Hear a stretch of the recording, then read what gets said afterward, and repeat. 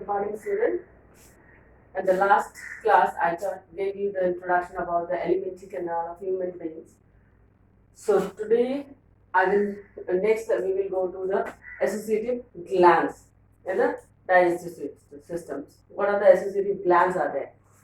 So today we will study about the associative gland.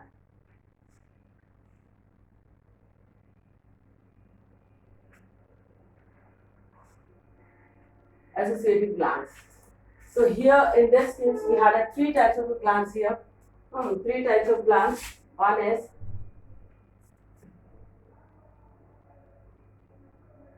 number one is salivary gland. Number one is salivary gland. Salivary gland. Number two is from the liver, we get the bile juice.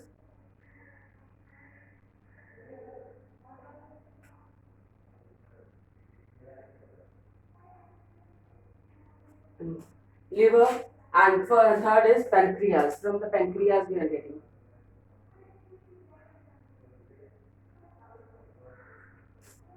Pancreas.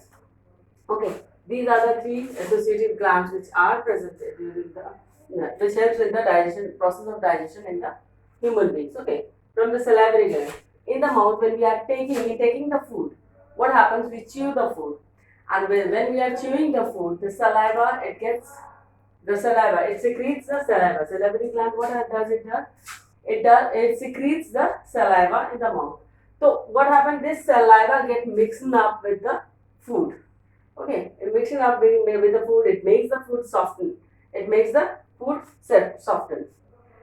Okay, and it's a salivary gland. Okay, now and it helps in moistening the indigested food. With the food we are taking in, that is indigested, and it helps in moistening those indigested food, and then it helps in the digestion of the carbohydrates in the body. It helps in the digestion of the carbohydrates also in salivary gland, and it destroys the germs. Means we are taking in the food, it destroys the germs over there. Okay, so this is the. So what does it secrete? It secretes the saliva. Saliva in the mouth. Now the next we come to the liver. Liver, what is happened here? It is associated with the small intestine. Oh, okay. Liver is associated with the small intestine. It is associated with the small intestine, and it secretes the bile juice. It secretes what it secretes? It secretes bile juice. Okay, it secretes bile juice, and this bile juice it is secreted in the small intestine where the food is digested, and it breaks down the globules of the fats. It breaks down the globules of the large fat into the tiny particles. Okay, into the tiny particles, in the tiny small droplets, and it also controls the sugar level. Also, it also controls the sugar level. Okay, then comes to the pancreas. Means pancreas, it is also associated with the small intestine. It is also associated with the small intestine, and it secretes pancreatic juice.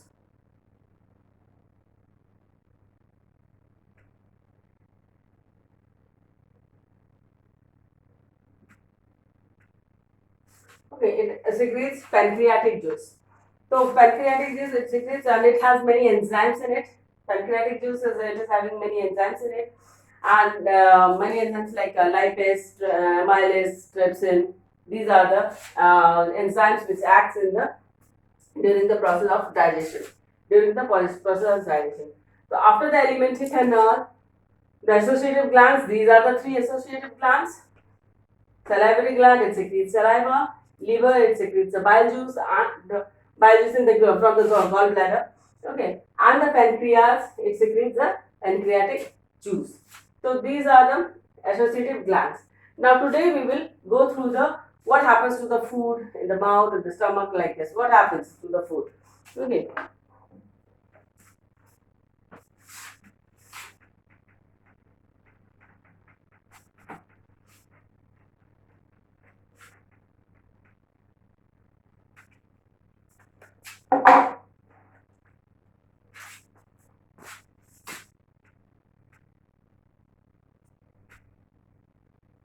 Process of digestion.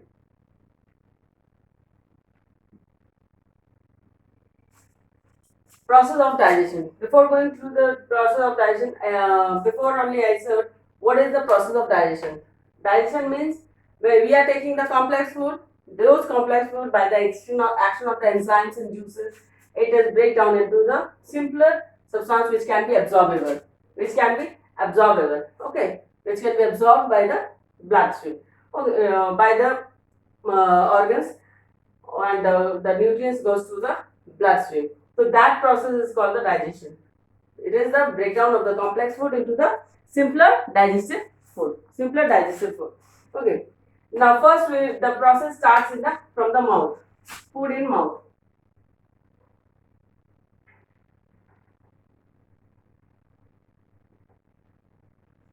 Now food in mouth. What happens in the mouth?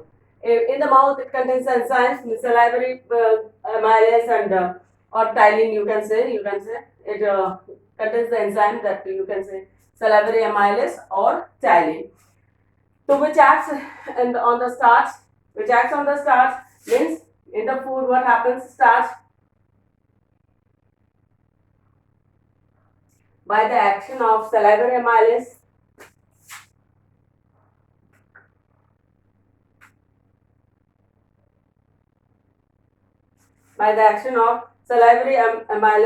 it breaks down into the maltose. The starch is broken down into the maltose, okay, which acts into and convert it into the maltose. So here the first thing, the starch has been converted by the enzymes and it has been converted into the maltose. And this semi-solid, means we had chewed it, it has become somewhat softened semi-solid balls like inside we swallow it. That is called bolus. That is called bolus. Okay, that we can call it as a bolus. And this bolus is, we swallow it. This semi-solid ball, we digest it. Now it passes to the pharynx. From the pharynx it goes to the esophagus. And pharynx and esophagus, no digestion process is there. Okay, in pharynx and esophagus, food in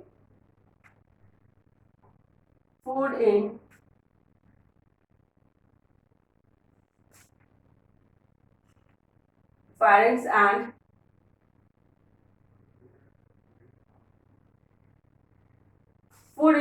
and esophagus. And here the no digestion takes place. It just passes the food from the mouth to the stomach. No digestion process.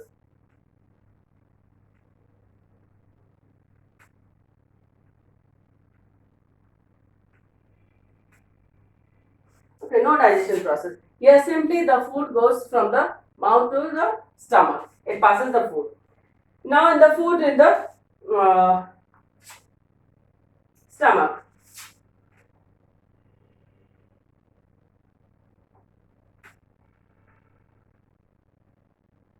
Now what happens the food in the stomach? In the stomach, what happens? The gastric juices. It secretes the gastric juices. The wall of the stomach, it secretes the gastric juices, and which kills the bacteria in the stomach, whatever the bacteria are there in the stomach, and helps in the digestion, and helps in the digestion of the protein.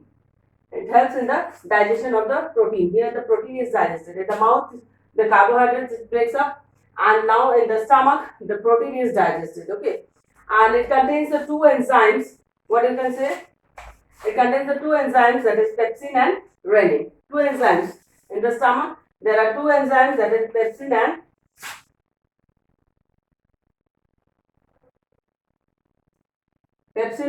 renin. Two enzymes.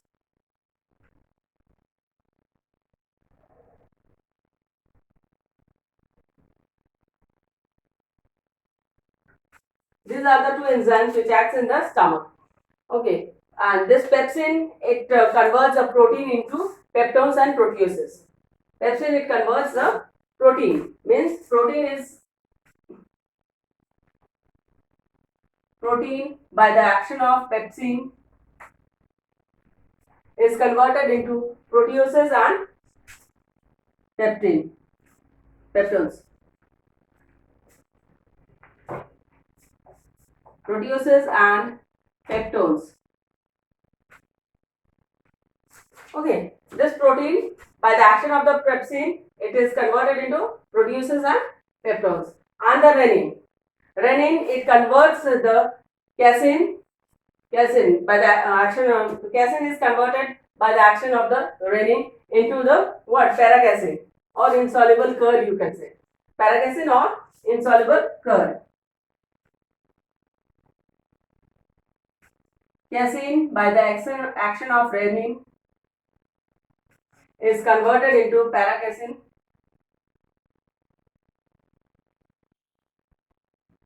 or you can say insoluble curd.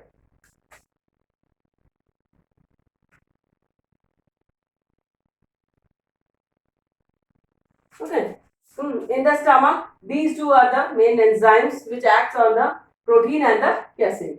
So protein is converted in by the enzyme pepsin into the proteases and peptones, and casein by the enzyme renin is converted into paracasein or you can say insoluble curd. Now this food, it forms a, in the stomach, this food, it forms a paste like, fully paste like, and that is called chyme. That is called chyme. Y-M-E. The word is chyme. Okay, that is called the chyme. Now this chyme is then passed to the small intestine. Now the food in the small intestine. What happens to the food in the small intestine? Here it receives the bile juice from the gallbladder. In the small intestine, it receives the food in the small intestine. Now, food in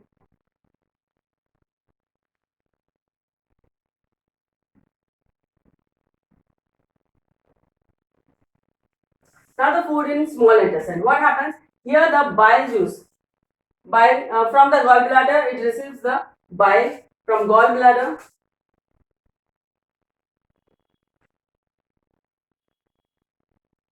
It receives bile.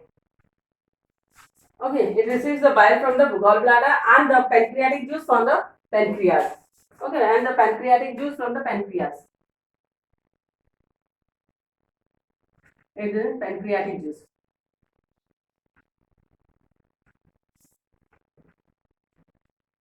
Okay, these two. In the small intestine, the bile, it comes from the gallbladder, and the pancreatic juice, it receives all these things. Okay, and this bile, it helps to digest the fat. Okay, it helps to digest the fat in the body. Okay, and the pancreatic juice, it contains the two type of enzymes again, that is trypsin and lipase. Pancreatic juice contains two type of enzymes, trypsin,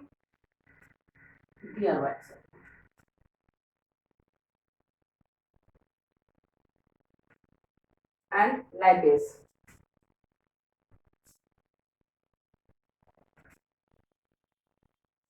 Okay, these are the two types of pancreatic enzymes. That is, one is trypsin and another is lipase. The protein, here the protein has been converted into proteases and peptones. Now these proteases and peptones, by the action of this trypsin, is converted into polypeptides. What you will say? Polypeptides mean protein, then proteases,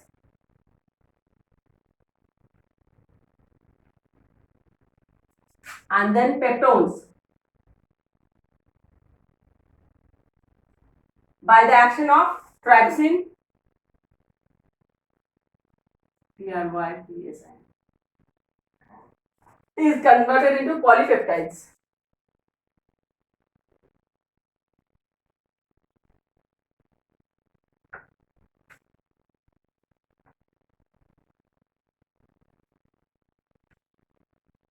Okay, protein, proteases, and peptones, which has been converted into in the stomach, and now they, by the action of the trypsin, it get converted into polypeptides, and the fat, by the action of lipase, fats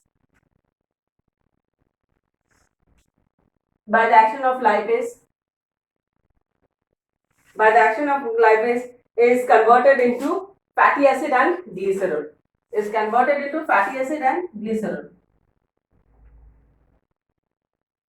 Fatty acid and glycerol. CEROL. Fatty acid and glycerol. It gets converted into the fatty acid and glycerol. Okay, fat. Now, in the small intestine, the sugar is also digested in small intestine. So, how it gets digested?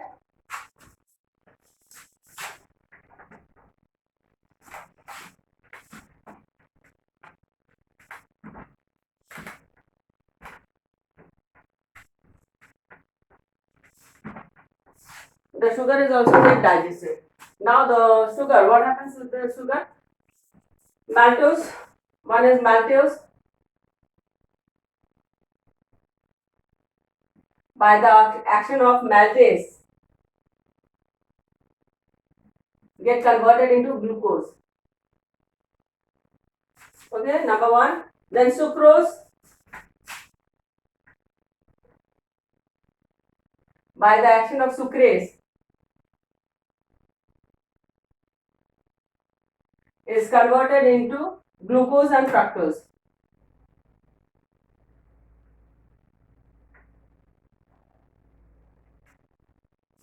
Okay, and the last one is lactose. By the action of lactase, is converted into glucose and galactose. These are all the sugar get digested. The sugar part, carbohydrate sugar, converted, you can say converted or to sugar, it get converted into the glucose and fructose or lactase, galactose. These are have been converted. Now after this all digested part, they are all absorbed in the digestive system, small intestine. These nutrients all are absorbed. When they are get digested, they are absorbed in the small intestine and passes to the bloodstream, so that all the nutrients goes to the whole part of the body. Okay, from here it goes to the all the digested food. Digested food goes to the bloodstream. The digested food goes to the absorbed by the capillaries and all, and goes to the bloodstream.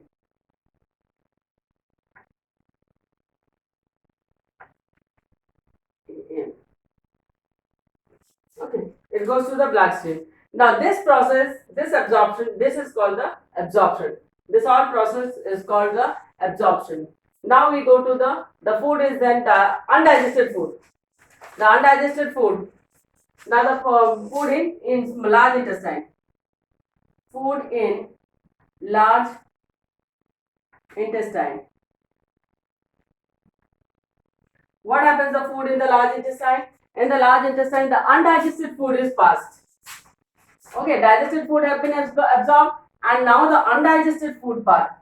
Undigested food is passed to the large intestine. Here, what happens? It reabsorbs the excess of water.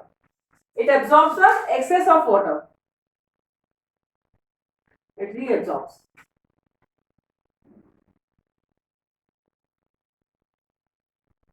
The excess of water.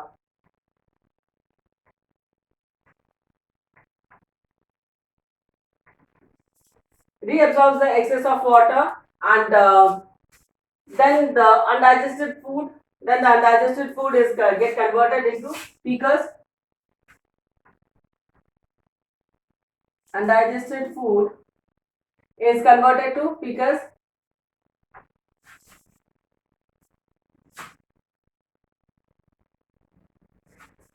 Undigested food is converted into in the form of a fecus and passes through the rectum and is excreted out through the anus. Okay, and excreted out through the anus.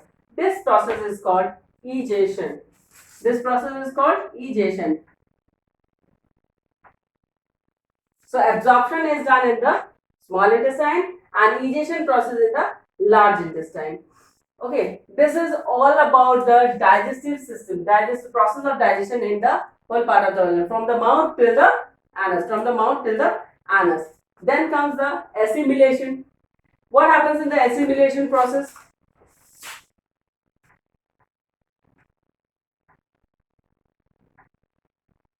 In assimilation, what happens? All the nutrients which has been absorbed, they are not utilized at the same time. So what happens? They are stored in the body. They are stored in the body for the further use, because they are not needed immediately. So they all those nutrients, they are stored in the body in the various form, and when they are needed, they are used up. Okay, this process is called the assimilation. And lastly is, in your chapter, is indigestion.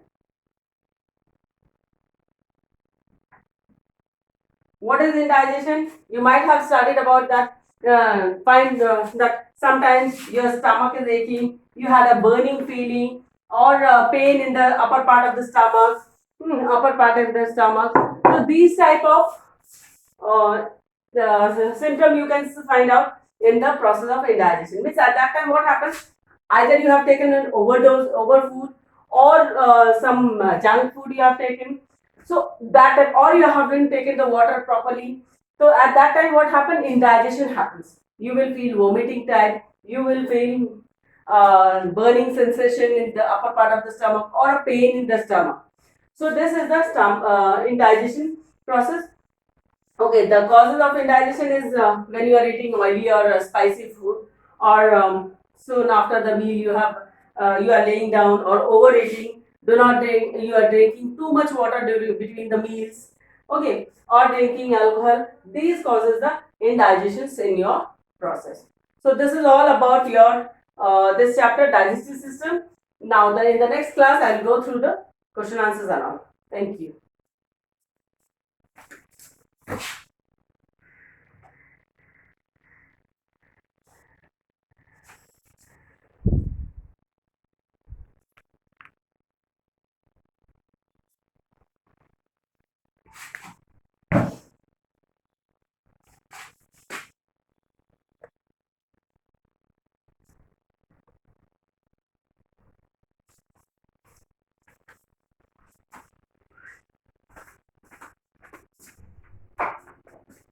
Prabhat.